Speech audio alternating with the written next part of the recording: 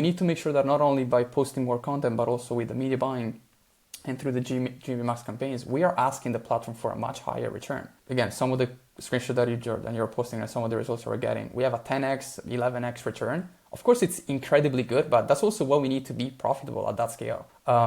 So to go back to your question is like why this agency are trash, like you said. One, maybe they don't know especially on TikTok Shop, they don't have the know-how because everything is new and everything is like changing every 2 days. And the other thing, again, I think it's been around for a year and a half now, but it really feels like everything is changing every day. And we are in a very privileged position because we are really in the front of everything and we have access to the best TikTok support. Totally. We get to alpha test everything, right? Like alpha and beta test, whatever's coming down the pipe, Social Commerce Club knows about it before you do. I just want everyone to know. This is maybe the only flex that I usually like to do is there are features on TikTok. So just one sec, everyone, hold off. This is a new segment on the Social Commerce Club podcast, a Mateo flex. Which never happens. I don't know if I've ever seen you flex, Mateo. This is worth it though. There are features on the TikTok platforms that are there because we specifically request that. It's like, this is again, 6 months ago, 8 months ago, we had a lot of meetings with the TikTok product team. They were like, guys, GMV Max is insane, but it would be amazing if we could do this. And a lot of times, maybe 2 weeks after, it's like, hey guys, you know the thing that we spoke about 2 weeks ago? It's now available. Please test that. You have alpha, beta testing, access, whatever. So we really do have a lot of really good insights from the TikTok product team. We have amazing support for most of our clients. And again, that's a competitive advantage that we have. So I think this also really helped us being at the forefront of everything that is happening.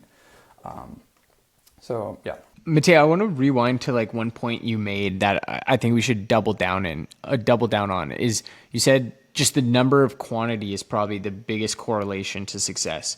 But then there's brands out there that just have like a shit ton of videos with TikTok Shop, but they're still in GMV prison of under 50K a month. So is that like, where is the counterpart to that? Like, is it just a pure quantity game? But then there has been case studies or like business cases that come across our desk where like we're getting thousands of videos, but we're still only getting like 40K of GMV. So then what's the next lever to pull? Not really. So of course it's also a matter of quality. You need quantity, but you need quality as well. But before quality, you need a lot of quantity. Like it's very important that we have that.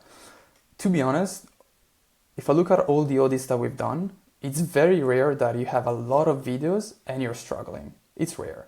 Usually what happens is you used to have a lot of videos, you used to make a lot of GMV, and now you're panicking and you're like, why my GMV is down 50%? What's happening? And most of the times we look at the number of videos posted and they're also down 50%. So I'm like, well, you have no new content in the ecosystem. Like your creators are not posting. You don't really have any community. So I'm not really surprised that your GMV is down.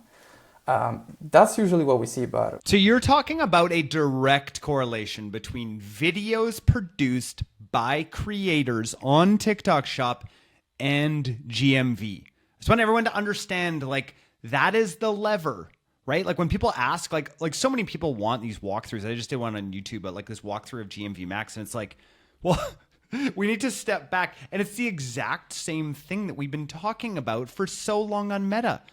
Creative and creative volume and creative diversity are the things that matter. And there's another insight that I want to share. To be honest, this might be a little bit outdated because we did this exercise 6 months ago and it's something that I want to do again in January. But we looked, again, it was 6 months ago, we looked at all of our top accounts in terms of GMV, and we usually saw that for every million in GMV on TikTok Shop, we were generating 40 million impressions. Again, it's not video posted. The video posted might be different, but we were on average generating 40 million impressions. Oh, I'm going to be quoting that. I'm on X right now quoting that. For every million of GMV, we're producing 40 million impressions. Or the other way, for every 40 million impression, we're generating 1 million in GMV. So we had accounts that are making 3 million in GMV. Well, usually on average, we have about 120 million impressions per month, of course. Again, that was 6 months ago. This is another exercise that I want to run in January Q1. But it was a clear pattern, actually. It was quite clear that there was